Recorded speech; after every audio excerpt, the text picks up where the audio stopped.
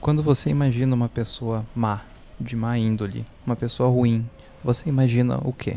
Alguém que ativamente busca fazer o mal ou alguém que simplesmente está fazendo seu trabalho sem pensar sobre ele? Em 1961, o julgamento de Adolf Eichmann em Jerusalém atraiu a atenção do mundo. Eichmann era responsável pela logística do transporte de milhões de pessoas para os campos de extermínio. A expectativa era que o tribunal revelasse um indivíduo com traços de perversidade, psicopatia ou um ódio ideológico muito profundo. Hannah Arendt, cobrindo o evento, observou o contrário. Eichmann não parecia um gênio do mal. Ele se expressava através de clichês e demonstrava uma preocupação com a eficiência administrativa. Então, para Arendt, o que se apresentava não era uma maldade fora do comum, mas a ausência da capacidade de pensar sobre o que ele estava fazendo. Ela chamou isso de banalidade do mal. O mal, nesse contexto, não é cometido por monstros, mas por indivíduos que renunciam ao julgamento próprio para se tornarem peças dentro de um sistema. E para entender como chegamos a esse estado, Arendt analisa o que ela considera um erro na filosofia ocidental. Logo após a execução de Sócrates, Platão se desiludiu com a vida política. Como ele era aluno de Sócrates, ele ficou extremamente frustrado com o que aconteceu com o julgamento do seu professor. Ele se afastou da vida pública e estabeleceu para si mesmo uma vida contemplativa como ideal superior. Nesse modelo, o filósofo se isola no reino das ideias, buscando verdades universais. Arendt argumenta que essa escolha teve consequências na filosofia ocidental até hoje. A filosofia passou a tratar da política como algo secundário.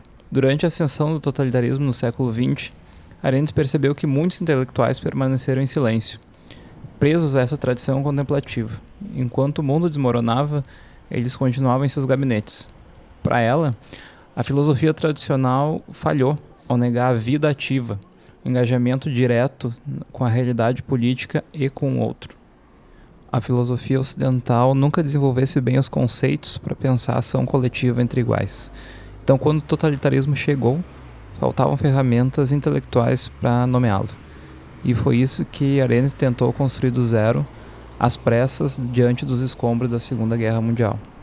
Então, para analisar essa sociedade, Arendt propõe uma divisão da atividade humana em 3 categorias. A primeira categoria é o labor. São as atividades essenciais para manter a existência. Comer, dormir, fazer higiene de diversos tipos, etc.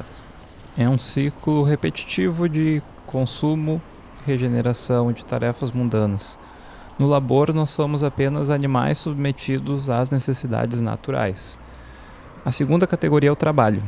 É a produção de artefatos que compõem o mundo humano, ferramenta, casas, livros, etc. O trabalho cria um ambiente duradouro que nos diferencia dentro da natureza. Aqui nós somos fabricantes, ela chama de Homo faber. A terceira categoria é a ação. Essa categoria é a esfera do político. É o momento em que indivíduos livres e iguais interagem através do discurso em um espaço público. Para Arendt, é apenas na ação que a nossa identidade e os nossos valores são estabelecidos. É onde a pluralidade humana se manifesta. E nessa última categoria, a da ação, se situa o grande problema da modernidade para Arendt. Ela é excluída do nosso dia a dia. Ela diz que a partir do iluminismo, a política deixou de ser um fim em si mesmo para se tornar um meio para fins econômicos. Passamos a ver o Estado apenas como uma ferramenta para garantir a propriedade e a estabilidade financeira. Nós fomos transformados no que Arendt chama de animal laborans, o homem econômico, o homem que trabalha. O cidadão moderno vive em um ciclo perpétuo entre o labor e o trabalho. Quando perguntamos a alguém quem ele é, a resposta geralmente é o que ele faz, qual é a sua função no mercado.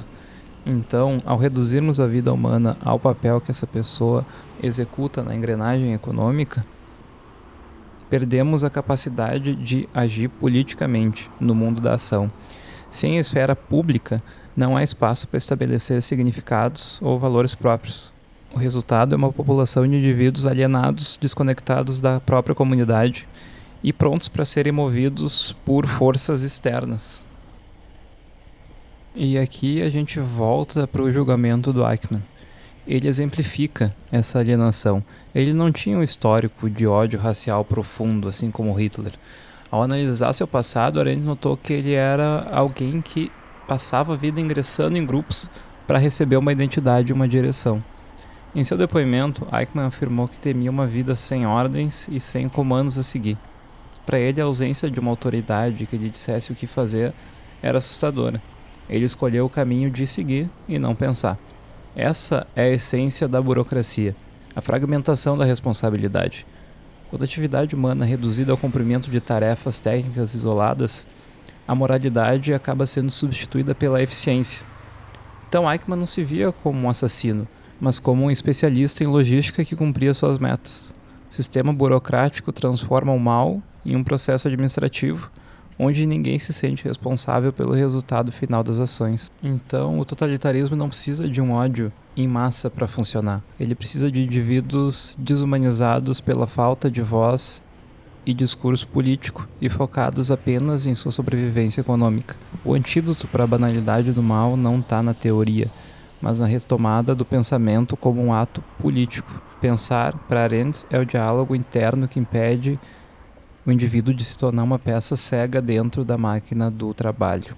É o que nos permite reconhecer a pluralidade e a humanidade nas outras pessoas. Então, como a gente viu no último vídeo publicado aqui no canal sobre tecnofeudalismo, os sistemas modernos continuam a priorizar a eficiência técnica sobre o julgamento moral. Quando um algoritmo decide que bilhões de pessoas vão ver certa coisa e não outra, esse algoritmo prioriza o ódio porque o ódio gera mais cliques e gera mais lucro. O engenheiro que programou esse algoritmo pode dizer: eu só segui as métricas. Isso é a banalidade do mal em 2026. É o mal por omissão de pensamento. É a crença de que a técnica e as métricas são neutras. Assim vemos que o desafio de Arendt permanece atual. Em um mundo que exige apenas que você funcione e trabalhe, o verdadeiro desafio às vezes se torna parar para refletir sobre o que nós estamos fazendo. Então vocês concordam com a tese da Arendt que essa atomização social, essa falta do pensamento sobre o próprio papel que nós exercemos na sociedade e na força de trabalho, e também a falta de um espaço de discussão política real e não essa zona que a gente vive aqui nas redes sociais, tendem a nos deixar mais suscetíveis a uma próxima onda de totalitarismo ou a alguns regimes parecidos? Então esse foi o vídeo de hoje e nos vemos numa próxima.